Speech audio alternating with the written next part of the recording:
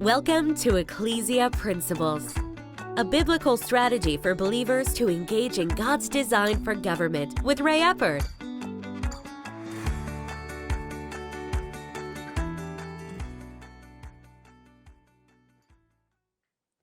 Hello, glad you could join us again today. We're continuing to talk about building the bridge of trust. And this week we're talking about things that are a requirement to actually build trust or restore trust. Now, our text for this principle, and there's a lot of other verses that will apply, but I particularly love these two. Proverbs 18:19. A brother offended is harder to be won than a strong city. And that verse is not talking about some manipulative, I'm offended type of thing. It's talking about where there's actually been true hurt, true offense. Something was done, it offended. That person, it's harder to win them than a strong city. So we want to avoid those types of situations because the Apostle Paul talked about the fact that, none of us lives to ourselves or dies to ourselves.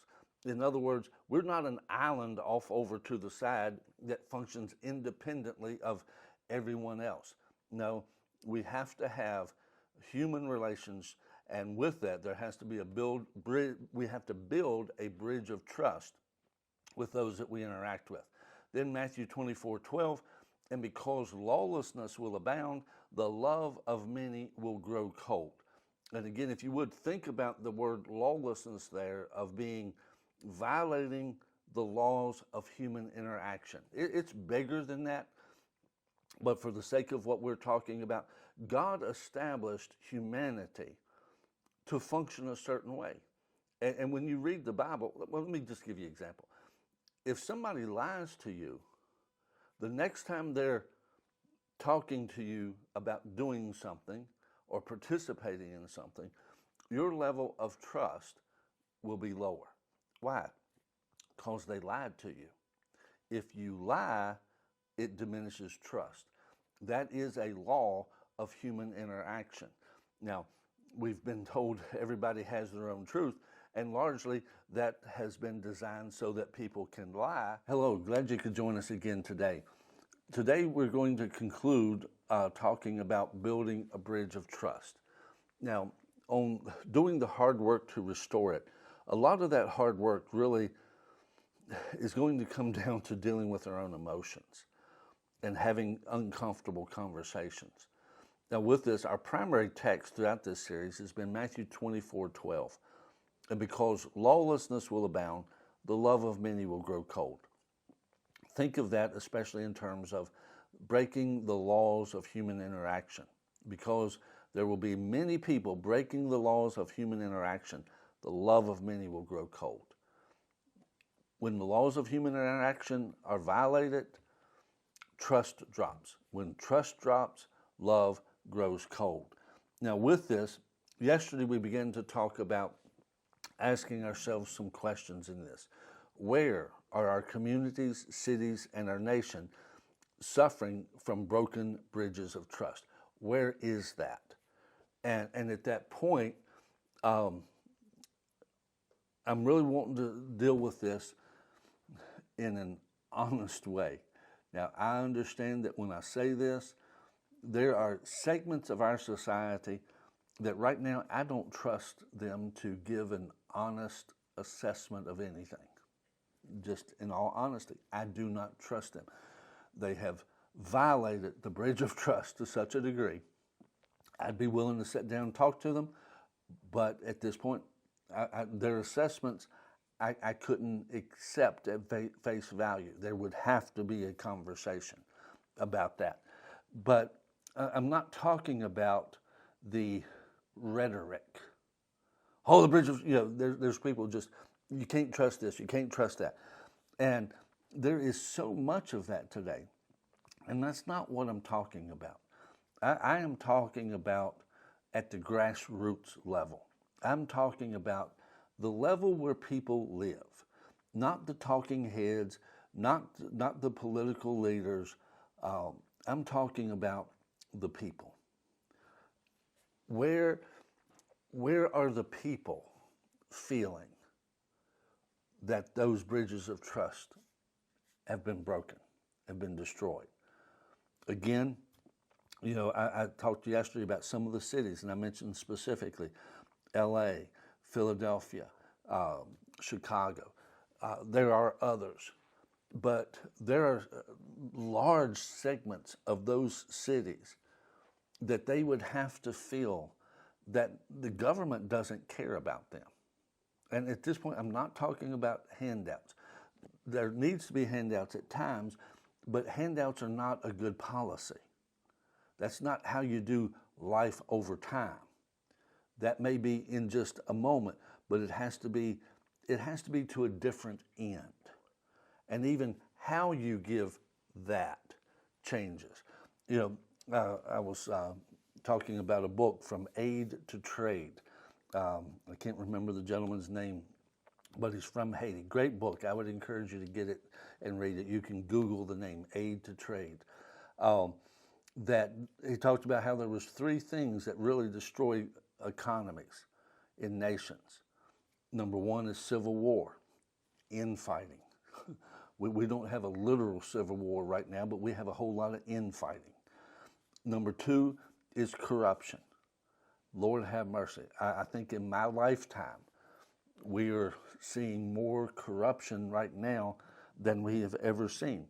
And to me, one of the bridges of trust is being whittled away because there's so many people that just want to sweep the corruption under the rug and not really deal with it because that person's on our side. We can't do anything to them. They're on our side. And that kind of nonsense has to go away. And the third way that you destroy an economy is aid. Aid. And in that story, it's talking about Haiti, how that Haiti, during one of the earthquakes, I believe it was 2010, that what happened, that there was a gentleman that he had a factory producing hand sanitizer. But when the earthquake happened and all the aid came into Haiti, one of the things that was given to Haiti was hand sanitizer. That there was so much of it coming in because the water was not good, and so it came in. So much hand sanitizer came into the country that factory had to close. All of its employees had to be let go because there was no market to sell hand sanitizer. So as a result of the aid, unemployment increased. Business closed. You see, a lot of times figuring out how to help something, giving is good. Don't misunderstand me. I believe in giving. But too often it's done in such a simplistic way that it creates destruction and that it really doesn't help the people we're intending to help. Creating a situation where, if you would, in that if those monies could have went into, let's supply that gentleman, let's buy all the hand sanitizer he can make. Let him employ as many people as possible, get people into work, get them making a living. Let's lift up the condition of Haiti rather than let's give them money and all the jobs go away. I can remember the first time I ever went to Haiti because I heard so many different things about Haiti, and in all honesty, one of the biggest comments was the people of Haiti were lazy. And as I'm looking around, we arrived at the airport and we were driving out to where we were going to stay, and I looked around and I thought, there's men standing around everywhere, nobody doing anything. And I thought, maybe they are lazy. And then I thought, well, what could they be doing instead? And I started looking around. Where's the businesses? Where are the jobs? And I realized what you have there is basically what America had during the Great Depression. There were no jobs, very few businesses. They just weren't there. The only thing they could do was stand around.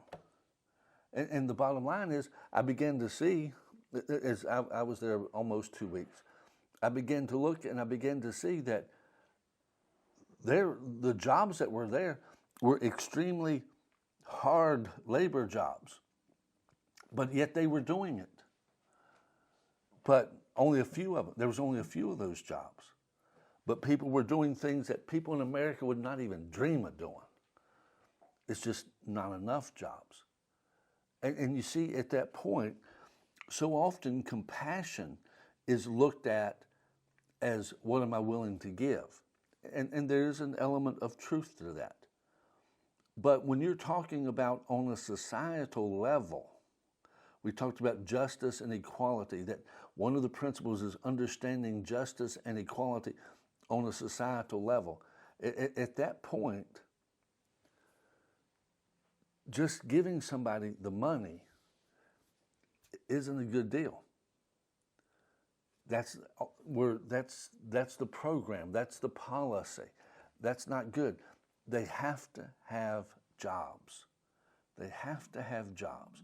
And you see, there are major portions of, particularly in our cities, that's just an easy example, that there's such high unemployment in certain sectors that it tends to lend itself toward violent crime, drugs, so forth and so on.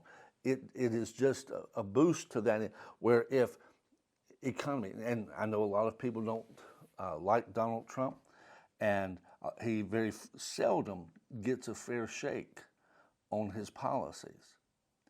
But in 2020, one of the stats that came out is that he got more minority vote than any Republican in 60 years. Now, a lot of people, they went, wow, but if you understood his tax policy, a lot of the tax breaks were for creating enterprise zones, creating jobs in the inner city. That was one reason that minority unemployment went down so much, is because his tax policy put people to work. It put people to work. Violent crime dropped during that. Why? Because all those things are connected. And with that, we've kind of reverted back to the old way of doing things again. And the same problems are recurring and cropping up again. We have to understand that policies have consequences. Policies have consequences. Now, when it comes to the bridges of trust, who are the people on the different sides? Who are the people? And what's needed to rebuild that? See, especially in some of those cities, what really needs to be done is to give people the opportunity. The opportunity, and I'm not saying just, well, you pull yourself up by your bootstraps. No, you have to create a situation where it's easier for them to succeed. It's easier. You don't hand it to them. You don't just give it to them, but you create the situation, because at that point, one of the biggest problems of our society right now is the thinking that self-esteem comes from how other people function toward us. No, self-esteem comes from what I do. My own self-esteem comes from how I feel about myself and what I'm doing and what's happening. It can be impacted, but that's secondary to here.